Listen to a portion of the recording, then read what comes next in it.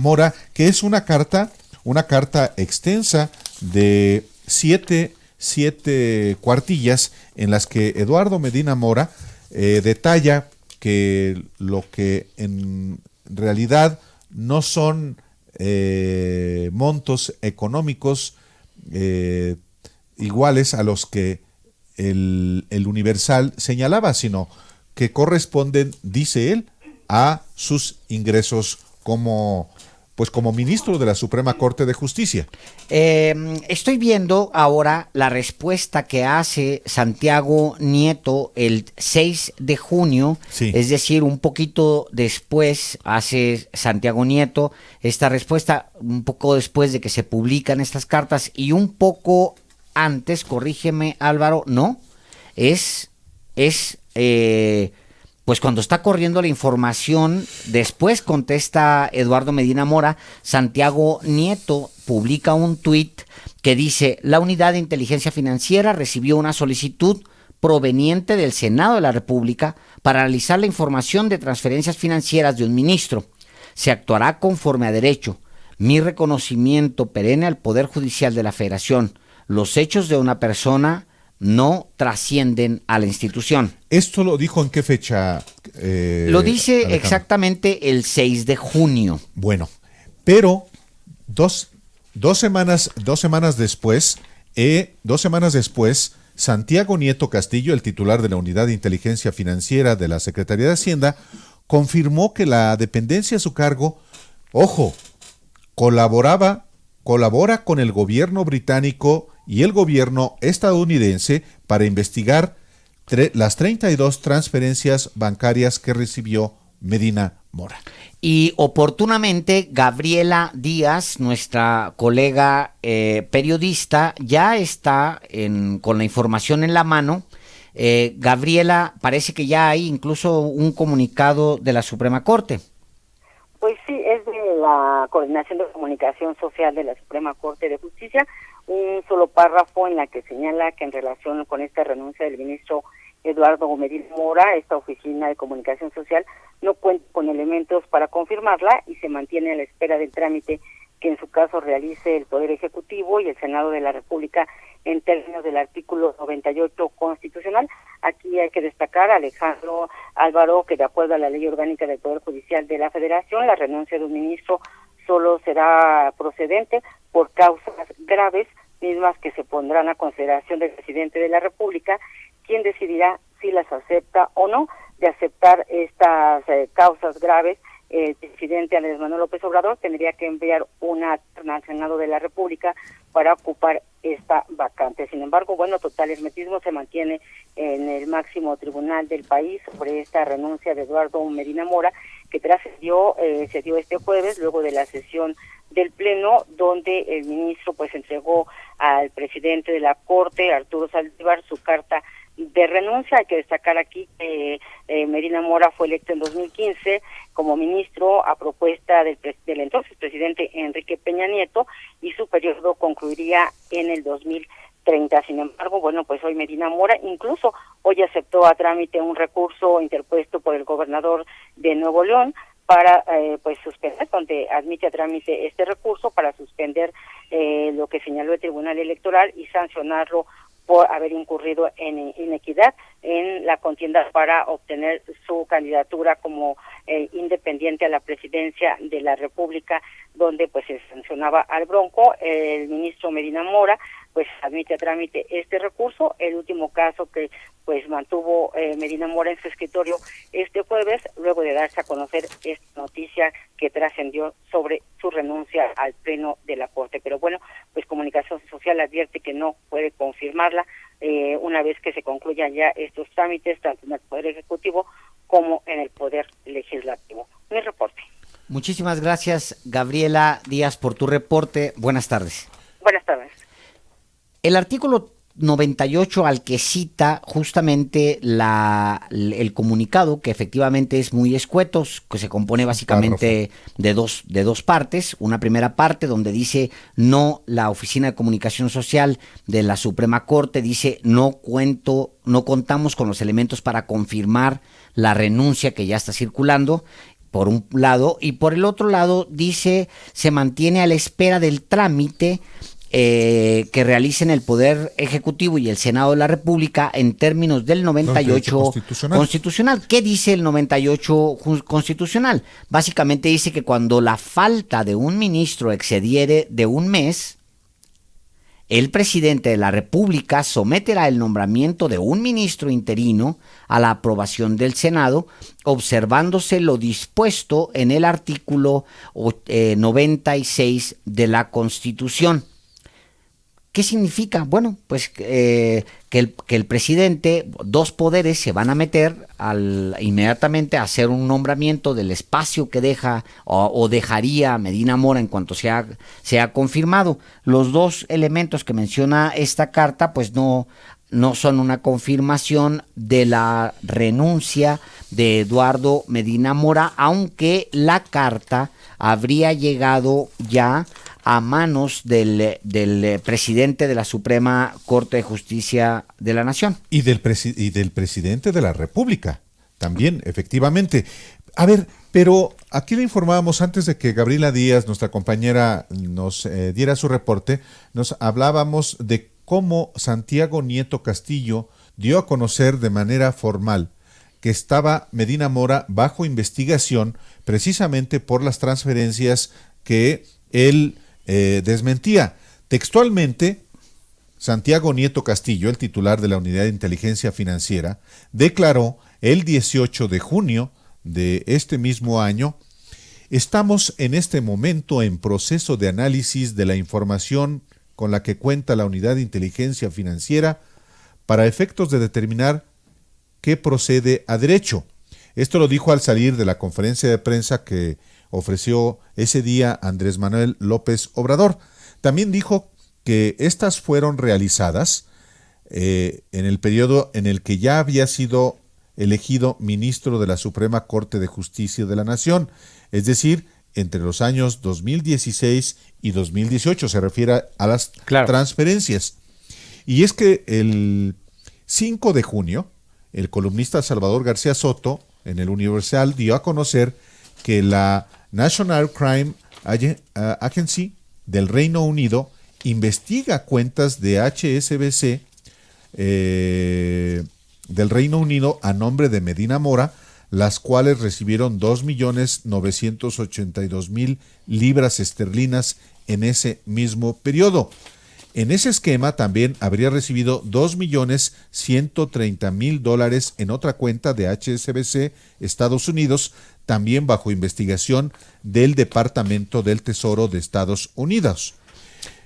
Mira, digamos, dos cosas inmediatas que hay que conocer. La primera es que la renuncia del ministro, de acuerdo con el articulado, de acuerdo con el 98, el artículo 98, no es automática. Es decir, someto ante el presidente de la República para que lo apruebe el Senado de la República, someto mi carta de renuncia, así tal cual, sí. Y no es automática, no es que Eduardo Medina Mora en este momento, aunque haya renunciado, ya sea exministro exministro de la Suprema Corte, no. Va a tener que pasar por la aceptación, supongo, del poder del Ejecutivo Federal, en este caso el presidente de la República, y luego debe ser aprobada por el Senado. Es una transición que se va a dar, pues entiendo, puede ser muy rápida, pero también puede ser tardada, depende cómo políticamente lo quieran operar. Recordemos que Eduardo Medina Mora es un personaje vinculado directamente con Felipe Calderón Hinojosa, más que con nadie, pero también con Vicente Fox, con Televisa.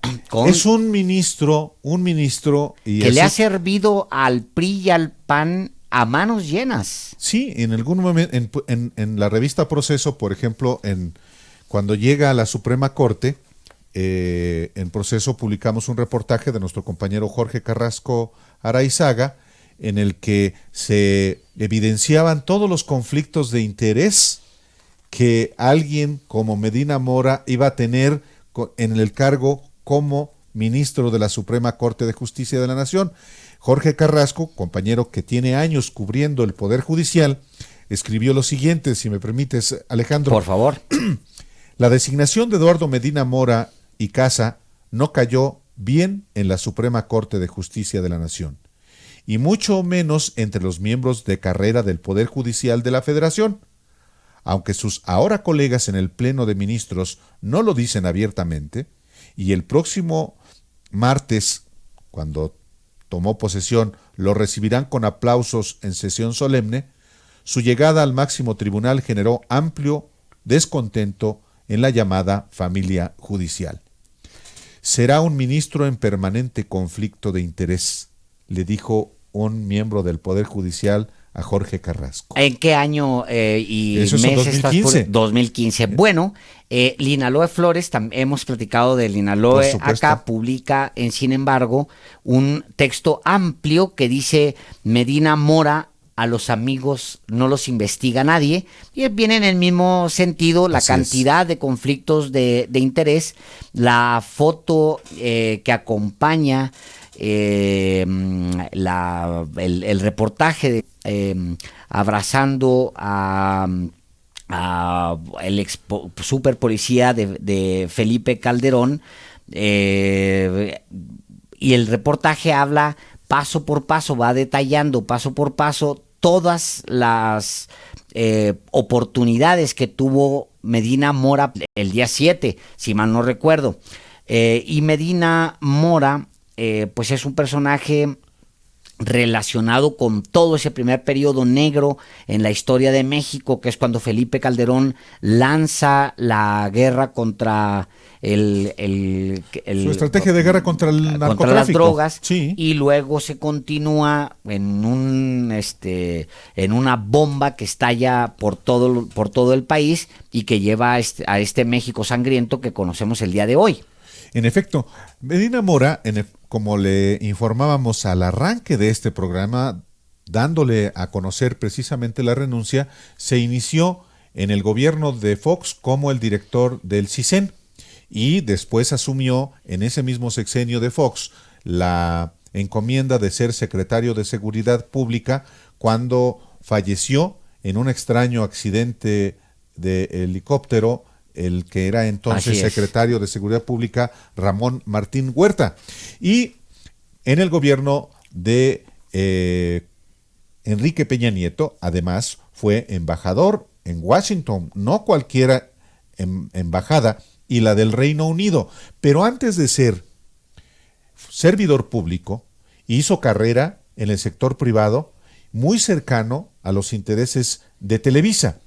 Él, como otros miembros de su familia, particularmente dos: uno, Manuel Medina Mora y Casa, quien fue presidente de la Asociación Mexicana de Bancos y fue presidente de Citigroup y de Banamex. Claro. Su otro hermano es actualmente vicepresidente de la Confederación Patronal de la República Mexicana, la Coparmex, vicepresidente con Gustavo de Hoyos Walter, este personaje que tiene un proyecto presidencial al que se ha sumado claramente el hermano de hoy renunciante ministro Medina Mora. Bueno, Medina Mora está relacionado con grandes tragedias, como le decíamos, pues estuvo en la PGR cuando se lanza la guerra contra el narco y más. Él es el personaje vinculado, recordará usted aquello que se llamó el Michoacanazo, por ejemplo. Él es el que arma aquellos expedientes fallidos, porque todos salen libres, para detener a 38 funcionarios estatales y municipales en Michoacán. Eso sucede, pues es como la antesala de todo lo que vendría en el gobierno de Felipe Calderón y su estrategia fallida contra el crimen organizado, contra las drogas en realidad. Y luego también está involucrado Medina Mora en la operación Rápido y Furioso, que es... A lo mejor usted no lo va a recordar, pero no, y no tendría por qué, pero para eso estamos nosotros, que es un operativo en donde Estados Unidos inyecta, óigalo bien, armas a la guerra mexicana, a los cárteles, con autorización de México, inyecta una gran cantidad de armas que se distribuyen entre los cárteles con la noble intención de perseguir las armas a ver hasta dónde llegaban. Esta operación Rápido y Furioso efectivamente involucra a Eduardo Medina Mora directamente como a Felipe Calderón. Así es. Y con esas armas que pactaron, esas armas que se entregaron a los grupos criminales, acordado entre los gobiernos de Estados Unidos y de México, mataron a muchos mexicanos. Es un tema que sigue abierto y que este personaje, Eduardo Medina Mora, tuvo directa implicación, lo mismo que su entonces jefe, Felipe Calderón. Y hay un dato más, Álvaro, que hay que tomar en cuenta en relación con esta renuncia. Hay una revisión, estoy leyendo aquí el texto de la periodista, dice que hay expedientes que fueron clasificados en la PGR sobre la gestión de Medina Mora. Son expedientes y averiguaciones previas por delitos cometidos por servidores públicos. Están clasificadas, hoy ve la fecha, hasta el 29 de septiembre de 2020. Es decir, dentro de un año, todos esos expedientes que fueron clasificados de la gestión de Medina Mora en la Procuraduría General de la República, hoy Fiscalía, serán desclasificados exactamente en fechas como estas, dentro de un año. Y una segunda, de acuerdo, la Procuraduría también cuenta con una Fiscalía Especial para Fiscalía, cuenta con esa Fiscalía Especial para el combate a la corrupción dentro de la institución. También se congelaron todos esos expedientes y serán abiertos hasta 2021, principios de 2021. Es decir, la cantidad de documentos que se van a abrir sobre este personaje, Eduardo Medina Mora, será brutal. Estamos en presencia de un acontecimiento todavía no formalizado por la Suprema Corte, como se lo acabamos de informar, ni por el propio renunciante, pero esto va a tener implicaciones múltiples, no solamente porque el solo hecho de presentar su renuncia implica un trámite previsto en la Constitución, que en efecto se trata del nombramiento de un ministro interino en un plazo de 30 días y luego, como la Constitución prevé, de acuerdo con el artículo 96 constitucional, para nombrar a los ministros de la Corte, el presidente de la República someterá una terna a consideración del Senado, el cual, previa comparecencia de las personas propuestas, designará al ministro que deba cubrir la vacante. La designación se hará por el voto de las 2/3 partes de los miembros del Senado presentes dentro del improrrogable plazo de 30 días. Si el Senado no resolviere dentro de dicho plazo, ocupará el cargo de ministro la persona que dentro de dicha terna designe el presidente de la República. Así es, Eduardo Medina Mora también está involucrado, digamos que en la parte política, está también involucrado, señalado muchas veces, pero específicamente involucrado en aquella cobijita que se le extendió a Enrique Peña Nieto para que no pudiera ser perseguido por la Operación Zafiro. La Operación Zafiro es una investigación amplia que todavía se está dirimiendo en la Suprema Corte de Justicia de la Nación. El gobierno de Chihuahua promovió una controversia constitucional, no recuerdo, creo que fue a principios de este año, pero Medina Mora ampara fue a finales del año pasado. Claro, para proteger a César Duarte Jaques, pero fugitivo de la justicia. Sobre todo a Enrique Peña Nieto, sí, a quien la investigación de Chihuahua, de Operación Zafiro desde Chihuahua, embarra directamente en el desvío de recursos, específicamente 250 millones de pesos desviados, destinados primero por la Federación para la Secretaría de Educación de Chihuahua y luego sacados con artilugios para ser utilizados en las campañas de PRI, específicamente en la campaña electoral del Partido Revolucionario Institucional en 2016. Pero, ¿a que no sabe cuál fue la última determinación que tomó como ministro Eduardo Medina Mora? Pues resulta que se trata de un caso de corrupción. Resulta que el ministro de la Suprema Corte de Justicia de la Nación prohibió al Congreso de Nuevo León. Esta es de hoy. De hoy, hace un ratito, la última. Claro, la última.